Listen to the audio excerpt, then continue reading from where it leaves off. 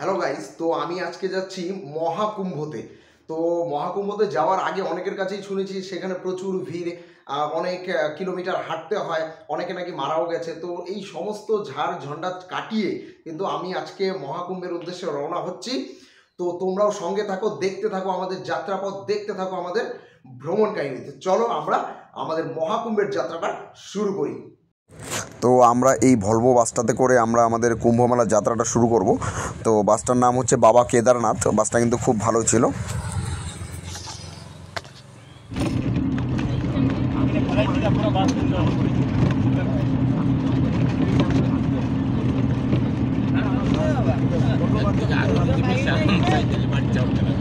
তো আমি আছি এখন বিহারের একটা হাইওয়েতে, একটা পেট্রোল পাম্পের পাশে।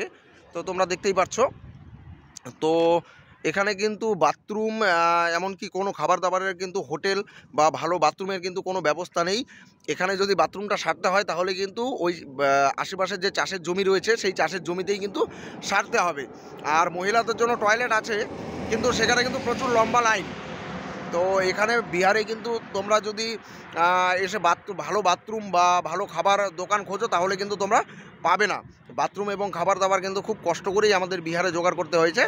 তো যদি ভালো বাথরুম বা ভালো খাবার চাও তাহলে কিন্তু বিহার পেরিয়ে উত্তরপ্রদেশে গিয়ে কিন্তু তোমাদের ভালো বাথরুম কিংবা খাবার দোকান সেখানে মিলবে, কিন্তু সেখানেও কিন্তু প্রচুর ভিড় হবে। তো তোমরা দেখতেই পাচ্ছ, এটা বিহারের এই যে রাস্তাটা সোজা চলে গেছে এটা কিন্তু উত্তরপ্রদেশের দিকে গিয়েছে, এবং উত্তরপ্রদেশে গেলেই কিন্তু আমরা প্রয়াগরাজে পৌঁছে যাব। তো দেখো এই জায়গাটা কিন্তু খুবই সুন্দর, চারিদিকে শুধু ক্ষেত, বাড়িঘর দু একটা চোখে পড়ছে, কিন্তু সেটা অনেক দূরে। দেখো তার মাঝখানে কিন্তু একটা ছোট জলাশয়ের মতো রয়েছে, খুব সুন্দর জায়গা। আমরা এখানে দেখো এই হাইরোডটা, আমরা এই হাইরোডের মধ্যে কিন্তু আমাদের গাড়ি পার্ক করে সেখানে আমরা রান্না বাড়া করে আমরা খেয়ে নিলাম। এখন কিন্তু আমরা প্রয়াগের উদ্দেশ্যে রওনা দিব। তো এই জায়গাটা খুব সুন্দর লাগলো, সেই কারণে কিন্তু ভিডিও ধারণ করে নিলাম। তো এখন বর্তমানে আমরা আছি হলো উত্তরপ্রদেশে। তো এখান থেকে প্রয়াগ আমরা যেখানে যাব সেখানে শুনলাম যে সেই জায়গাটা আরও 165 কিলোমিটার, মোটামুটি আরও 3 থেকে 4 ঘন্টার রাস্তা আছে। তো এরপরে আমাদের বাস আর স্টপেজ দেবে না, আমরা সোজা প্রয়াগের উদ্দেশ্যে রওনা দেবো এখান থেকে। তো দীর্ঘ 36 ঘন্টা যাত্রার পর এবং দীর্ঘ প্রায় 1000 পথ অতিক্রম করার পর আমরা কিন্তু এই মুহূর্তে এই সঙ্গম ঘাট বা ত্রিবেণী সঙ্গমের একেবারেই কাছে চলে এসেছি।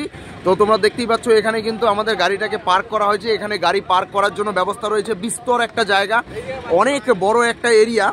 তো এখান থেকে কিন্তু আমাদেরকে পায়ে হেঁটে আরও 10 থেকে 15 কিলোমিটার কিন্তু আমাদেরকে পায়ে হেঁটে আমাদেরকে কিন্তু গঙ্গার সেই যে ঘাট রয়েছে সেই ঘাটে পৌঁছতে হবে। তো আমরা এখানে কিছুক্ষণ দাঁড়িয়ে আমাদের গাড়িটাকে পার্ক করব, এবং তারপরে আমরা এখান থেকে আমাদের রান্না বাড়া বা কিছু যদি কেউ খেতে চায় তাহলে খাবার দাবার সেরে কিন্তু আমরা এখান থেকে মোটামুটি রাত 10টা এবং 11টা নাগাদ আমরা কিন্তু এই যে বাস স্ট্যান্ড এখান থেকে কিন্তু আমরা আমাদের যে গঙ্গার ঘাট আছে, অর্থাৎ যেখানে স্নান করব কাল সকালে, তার উদ্দেশ্যে কিন্তু আমরা রওনা দেব। তো এই জায়গাটা কিন্তু বিশাল বড়, বিশাল মানে অনেক বড়।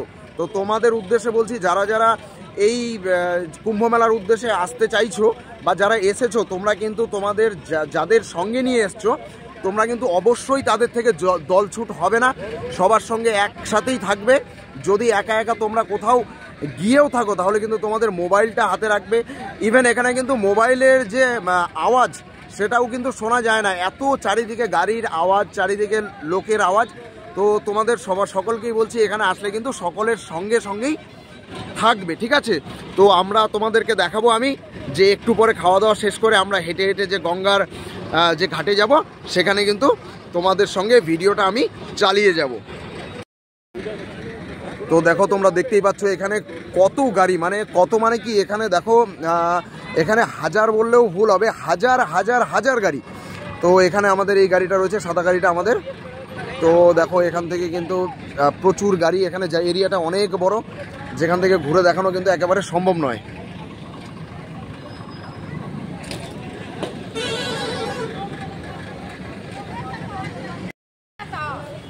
হ্যালো, তো তোমরা দেখতে পাচ্ছ আমরা কিন্তু এখন হেঁটে হেঁটে ওই সঙ্গমের দিকে যাচ্ছি।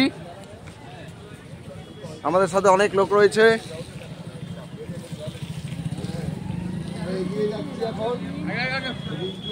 আমরা এখন 9 নম্বর সেক্টরে আছি। তো এখান থেকে আমরা হেঁটে হেঁটে এখন 21 নম্বর সেক্টরে যাব। তো এখান থেকে যেতে এখানের যে উত্তরপ্রদেশ পুলিশ তাদের কাছে জিজ্ঞেস করলাম, যে তারা বললো এখান থেকে যেতে আমাদেরকে সম্ভবত 1 থেকে 1.5 ঘন্টা সময় প্রয়োজন হবে। তো আমরা এই 9 নম্বর সেক্টর থেকে হেঁটে হেঁটে আমরা এখন 21 নম্বরে যাব।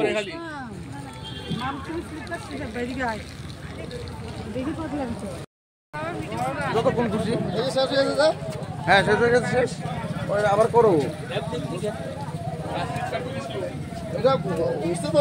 হ্যাঁ হ্যাঁ। তো ফাইনালি এখন পৌঁছে গেছি আমরা ত্রিবেণী সঙ্গমে। তো তোমরা দেখতে পাচ্ছ পিছনে ত্রিবেণী সঙ্গম। তো এখানে আসতে কিন্তু প্রচুর হাঁটতে হয়েছে, আমার একেবারে অবস্থা ঘামে টামে, মানে এই শীতের দিনে মানে প্রচুর গরম লাগছে। তো এদিকে চারিদিকে প্রচুর লোক। তো দেখো এখানেই কিন্তু মানুষ স্নান করছে, এখানে ব্যারিকেড দেওয়া আছে, এর বাইরে কিন্তু যেতে দিচ্ছে না। দেখো ব্যারিকেডটা তোমরা দেখতেই পাচ্ছ, এর বাইরে কিন্তু যেতে দিচ্ছে না।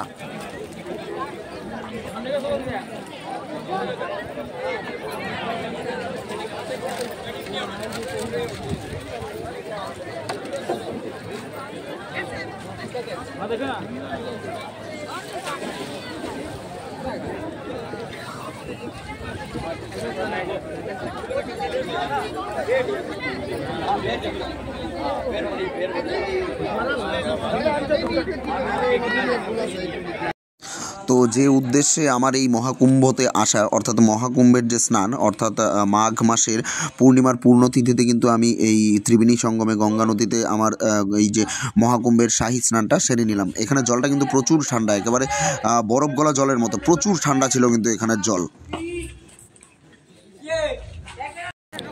তো যেটার উদ্দেশ্যে এখানে এসেছিলাম, অর্থাৎ এই গঙ্গা স্নানটা, সেটা কিন্তু আমাদের কমপ্লিট হয়ে গেল।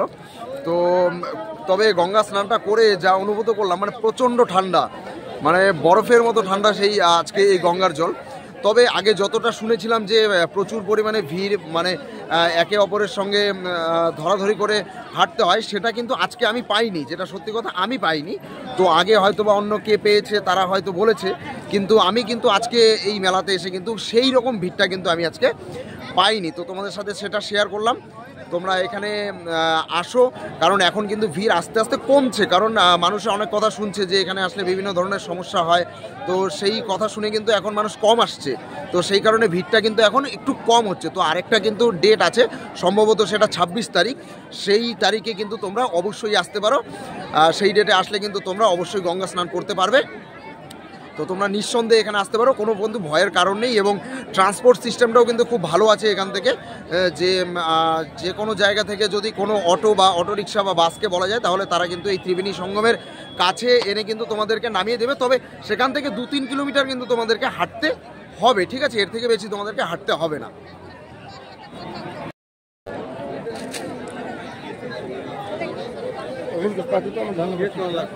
দেখো খুব একটা বেশি ভিড় কিন্তু দেখা যাচ্ছে না, তবে সকাল হলে হয়তো ভিড়ের পরিমাণটা একটু বাড়তে পারে যতদূর মনে হচ্ছে। কিন্তু এখন কটা বাজে, রাত প্রায় 2:30টা বাজে। তো এখন কিন্তু খুব একটা ভিড় কিন্তু দেখা যাচ্ছে না, খুব অল্প সংখ্যক লোক কিন্তু এখন স্নান করছে ঘাটে। তো সকাল হলে হয়তো বা ভিড়টা বাড়তে পারে।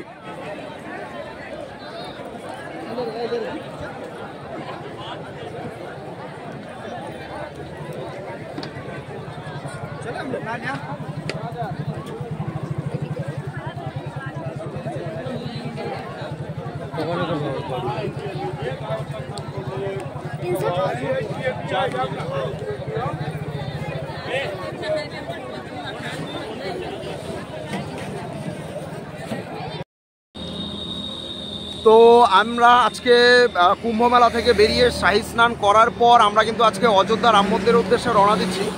তো দেখো 2 দিন কুম্ভ মেলায় থাকার পর এবং সেখানে শাহী স্নান করার পর কুম্ভ মেলা উদ্দেশ্যে আমি একটা কথাই বলতে চাই, যে দেখো এখানে আমরা অনেক কথা শুনেছি, আসার আগেও অনেক কথা শুনেছি যে সেখানে লোক হারিয়ে গেছে, তাকে খুঁজে পাওয়া যাচ্ছে না, তাকে রেখে হয়তো তাদের সঙ্গীরা চলে এসছে।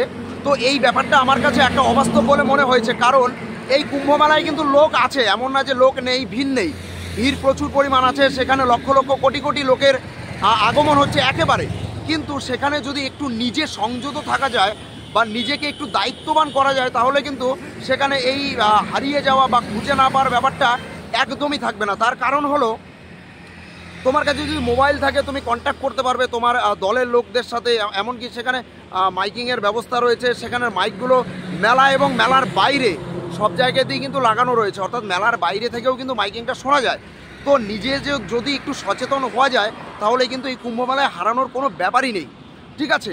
এবং আরেকটা বিষয় হলো যে কুম্ভমেলায় কিন্তু অনেকগুলো ঘাট আছে, অর্থাৎ 25-26টা ঘাট আছে। তো এক একটা ঘাটের দূরত্ব হচ্ছে মোটামুটি 1.5 থেকে 2 কিলোমিটার।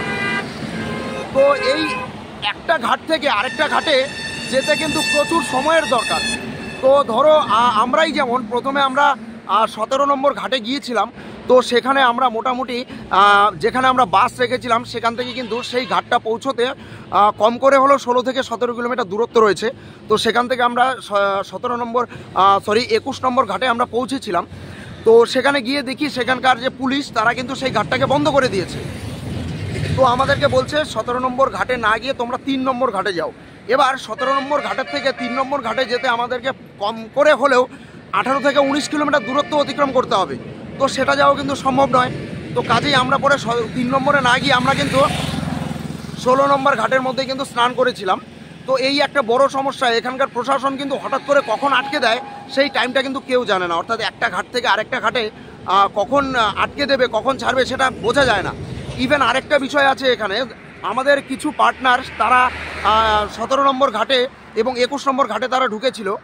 তো তাদেরকে প্রথমে ঢুকতে দেওয়া হয়েছিল, কিন্তু যখন বেরোতে যাচ্ছিল তাদেরকে বলা হয়েছিল যে আরও 3-4 ঘন্টা পরে বেরোতে দেওয়া হবে। তো তারা কিন্তু সেখানে না খেয়ে দেয়ে সেখানেই কিন্তু পুলিশ তাদেরকে আটকে রেখেছিল, এবং পুলিশকে বললে সে বিষয়ে কিন্তু কোনো সাহায্য আমাদের যে পার্টনাররা রয়েছে তাদেরকে কিন্তু করেনি। তারা কিন্তু সারাদিন সেখানে না খেয়ে দিয়ে সেখানে কিন্তু ঘন্টার পর ঘন্টা সেখানে আটকে ছিল। তো কুম্ভমেলায় যেমন সুবিধা রয়েছে, আর সুবিধা বলবো না, খুব একটা সুবিধা কিন্তু কুম্ভমেলায় নেই, সুবিধার থেকে কিন্তু অসুবিধাটাই বেশি রয়েছে। সব থেকে বড় কথা হলো নিজেকে যদি সংযত রাখতে পারো এবং নিজে যদি বেশি পরিমাণ সচেতন হতে পারো তাহলেই কিন্তু কুম্ভমেলায় আসবে। কারণ এই 26 তারিখে আরেকটা তিথি আছে, সেটা অমাবস্যার তিথি, সেটার মধ্যে কিন্তু আরও প্রচুর পরিমাণ ভিড় হবে। তো তোমরা যারা আসবে নিজে একটু সচেতন থেকে তোমরা যাদের সঙ্গে আসবে তাদের সবার কন্ট্যাক্ট নাম্বার রাখবে, এবং সেখানে ফোন করলে কিন্তু শোনা যায় না, কারণ এত মাইকের আওয়াজ, এত লোকের আওয়াজ, সেখানে কিন্তু ফোনের আওয়াজটা খুব কম শোনা যায়। তো তোমরা যারা আসবে তারা অবশ্যই কিন্তু নিজেদের পার্টনারের সঙ্গে সঙ্গে ঘুরবে, তা না হলে দড়ি নিয়ে ঘুরবে, দড়ি হাতে ধরে সবাই একবারে লাইন করে চলবে, তাহলে কিন্তু তোমরা কুম্ভমেলায় হারানো বা অন্য কোনো বিষয়ে কিন্তু হারানোর কোনো সম্ভাবনা নেই।